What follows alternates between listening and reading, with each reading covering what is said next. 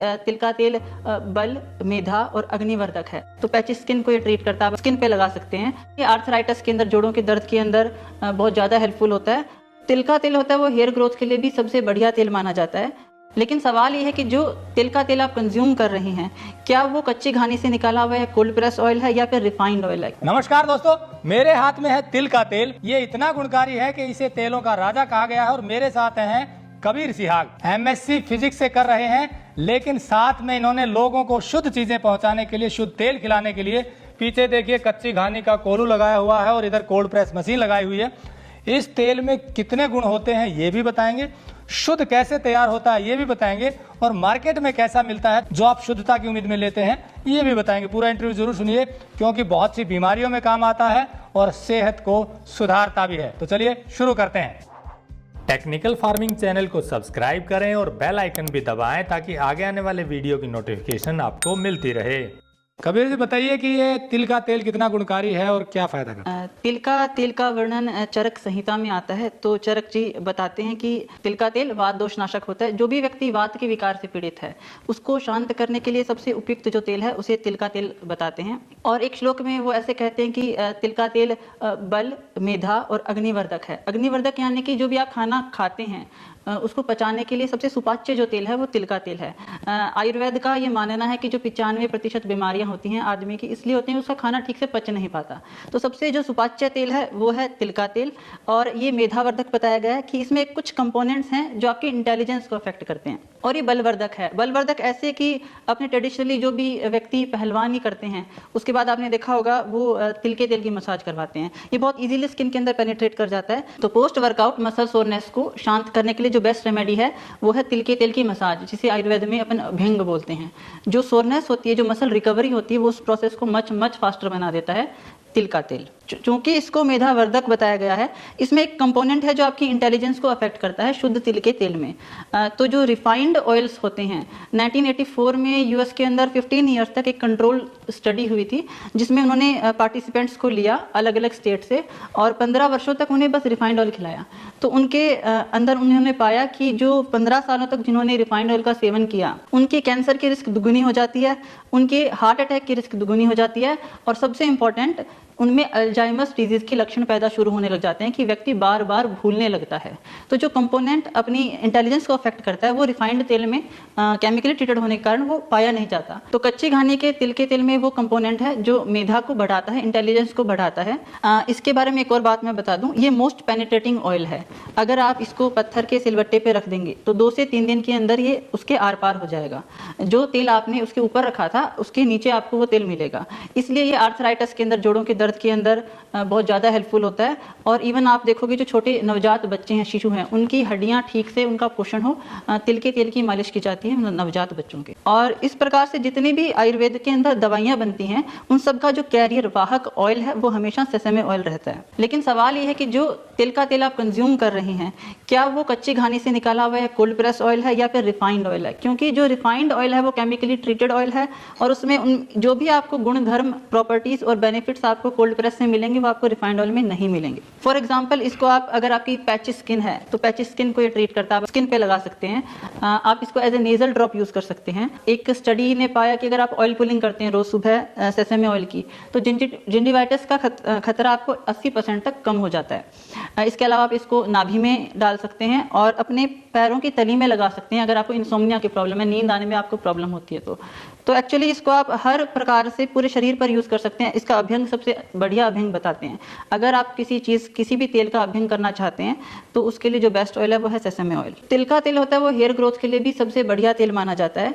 और एक्चुअली अगर आप साउथ में जाएंगे, ट्रीटमेंट करवाएंगे, शिरोधारा अगर करवाते हैं आप, तो सारे के सारे ट्रीटमेंट्स के अंदर हमेशा तिल का तेल ही प्रयोग होता है। हालांकि वो मेडिकेटेड होता है अलग अलग दवाइयों से आपके रोग के अनुसार, लेकिन जो वाहक तेल होता है वो हमेशा तिल का तेल होता है। लेकिन शर्त ये है कि जो तेल आप खा रहे हैं तिल का वो शुद्ध होना चाहिए और कम तापमान पर कच्ची घानी में निकला होना चाहिए। इसीलिए हमने 2 प्लांट्स लगाए हैं, एक कच्ची घानी का कोल्हू जो वुडन पार्ट से बना है और एक कोल्ड प्रेस्ड मशीन अपन ने लगाई है जो अपन ने एक्सपोर्ट करी है बाहर से। तो सुना आपने, तिल का तेल बेहद गुणकारी होता है, लेकिन इसके गुण तभी मिलेंगे जब ये बिल्कुल शुद्ध हो और कोल्ड प्रेस या कच्ची घानी मशीन से निकाला गया हो। तिल के तेल के साथ ही हमें दूसरे तेल भी प्रयोग करने चाहिए, क्योंकि डॉक्टर भी कहते हैं कि तेल हमें बदल बदल कर खाने चाहिए। हमें तिल के तेल के साथ ही मूंगफली का तेल, सरसों का तेल और नारियल का तेल भी प्रयोग करना चाहिए। इस मशीन के दो कंपोनेंट हैं। एक तो इसका मोर्टार है जिसको अपन ओखली भी बोलते हैं, एक इसका पेस्टल है जो जिसको अपन बोलते हैं मूसल। ये दोनों पार्ट वुडन है, तो इसके अंदर सीड क्रश होता है। तो मिनिमम टेम्परेचर पॉसिबल पे अगर सीड क्रश होता है वो इस मशीन पर होता है। तो इस वे से अपन इंश्योर कर पाते हैं कि जो भी गुणधर्म तिल के हैं वो इंटैक्ट रहें तिल के तेल में जो अपन खाएं। इस तेल को वुड प्रेस तेल बोला जाता है और इसके अंदर और कोल्ड प्रेस ऑयल में कुछ डिफरेंस होता है। वो डिफरेंस मैं आपको बताता हूँ कि क्या होता है। ये कोल्ड प्रेस मशीन है। ये जनरली क्योंकि दूसरे देशों में घानी होती नहीं है, अपने जो ट्रेडिशनल इक्विपमेंट है जिससे अपन ऑयल एक्सट्रैक्ट करते हैं, ये वुडन मशीन दूसरे कंट्रीज में अवेलेबल नहीं है। तो दूसरी कंट्रीज में कोल्ड प्रेस ऑयल इस मशीन से निकालते हैं। दोनों के अंदर टेम्परेचर डिफरेंस ज़्यादा नहीं रहता, 5 से 10 डिग्री का टेम्परेचर डिफरेंस रहता है जो ऑयल एक्सट्रैक्ट होता है उसमें। इनफैक्ट अभी दोपहर है, हमने दोनों मशीन में निकाला और इसका टेम्परेचर कोल्डर था उस मशीन से।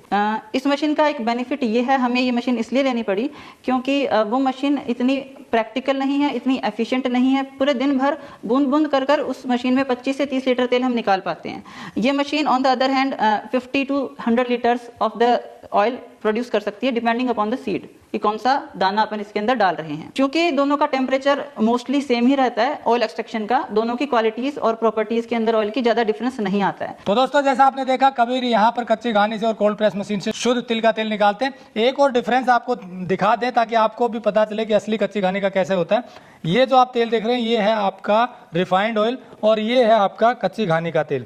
इन दोनों का अंतर क्या होता है वो भी समझ लेते हैं ताकि आप ओरिजिनल की पहचान आसानी से कर सकें। जरा दर्शकों को बताइए। तो ये जो तेल है ये केमिकली ट्रीटेड तेल है। इसको हाई टेम्परेचर पर हेक्सेन की सहायता से निकाला गया है। हेक्सेन एक गैस होती है जो तेल को केक से अलग करने में हेल्प करती है। हेक्सेन एक्चुअली पेट्रोलियम का एक बाई प्रोडक्ट है और ये काफ़ी टॉक्सिक होता है। और ये जो प्रक्रिया होती है हेक्सेन सॉल्वेंट से तेल निकालने की बहुत स्लो होती है। तो ये थोड़ी फास्ट हो जाए तो इसमें एक मेटल कैटलिस्ट मिलाते हैं निकल। निकल एक नॉन कार्सिनोजेनिक है, कैंसर कारक पदार्थ है। इस हाई टेम्परेचर के ऊपर जो तत्व निकलता है इतने केमिकल ट्रीटमेंट के बाद वो बहुत रेंसिड होता है, बहुत दुर्गंध कारक होता है। उसमें ट्रांसफैट्स बन जाते हैं जो काफ़ी देशों में बैंड भी हैं, इंडिया में बैंड नहीं है। तो उस दुर्गंध कारक तेल को पैलेटेबल बनाने के लिए, कि खाने योग्य बनाने के लिए, कि ह्यूमन कंजम्पशन के लिए फिट बनाने के लिए पहले उसकी ब्लीचिंग की जाती है, फिर उसका डीओडोराइजेशन किया जाता है, उसका कलर हटा दिया जाता है, उसकी गंध हटा दी जाती है। फिर वो थोड़ा तेल स्टेबल बन जाए, उसकी शेल्फ लाइफ थोड़े लंबे समय तक टिकी रहे तो उसका स्टेबलाइजेशन और विंटराइजेशन किया जाता है। उसके बाद आपको ये जो मिलता है तेल में से सारे गुण हटाकर ये एक तरल पदार्थ है पानी के जैसा। इसके अंदर मैं नहीं मानता कोई भी गुणकारक एक भी चीज है। ऑन द अदर हैंड जो तिल का तेल है इसकी शेल्फ लाइफ 1 साल होती है। लेकिन मैं रिकमेंड करूंगा आप इसका सेवन निकलने के 6 से 8 महीने के अंदर अंदर कर लें, क्योंकि इसमें जो जैविक तत्व हैं वो डिग्रेड होने शुरू हो जाते हैं। इस तेल का ऑक्सीडाइजेशन शुरू हो जाता है, क्योंकि जो चीज़ जैविक है वही खराब होगी, जो ऑलरेडी केमिकली ट्रीटेड है या केमिकल है वो कभी खराब नहीं होगी। अगर आप किसी सुपरमार्ट में जाते हैं, आप ब्रेकफास्ट सीरियल्स के आइल्स देखते हैं तो वो जो भोजन पड़ा है उन काउंटर्स के ऊपर वो पहले से ही मृत है, वो डेड फूड है जिसकी कोई जो आपके शरीर को पोषक तत्व नहीं दे सकता, नरिश नहीं कर सकता।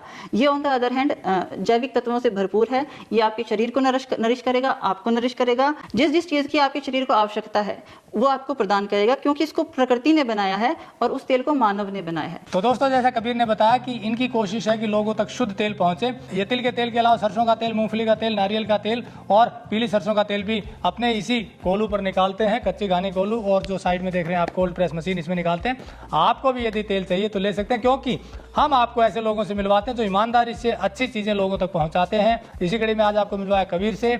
और एक चीज़ और आपको बता दें कि आप शुद्धफार्म.com पर भी ये चीज़ें ले सकते हैं, क्योंकि हमारी कोशिश है कि किसानों को या अच्छा काम करने वाले लोगों को एक ऐसा डिजिटल प्लेटफॉर्म मिले जिस पर ग्राहक और किसान सीधे जुड़े। तो जुड़े रहिए टेक्निकल फार्मिंग से, आगे भी आपको ऐसे लोगों से मिलवाते रहेंगे। नमस्कार, जय हिंद। अगर आपको यह वीडियो पसंद आया है तो ज्यादा से ज्यादा लाइक और शेयर जरूर करें। साथ ही चैनल को सब्सक्राइब करना ना भूलें।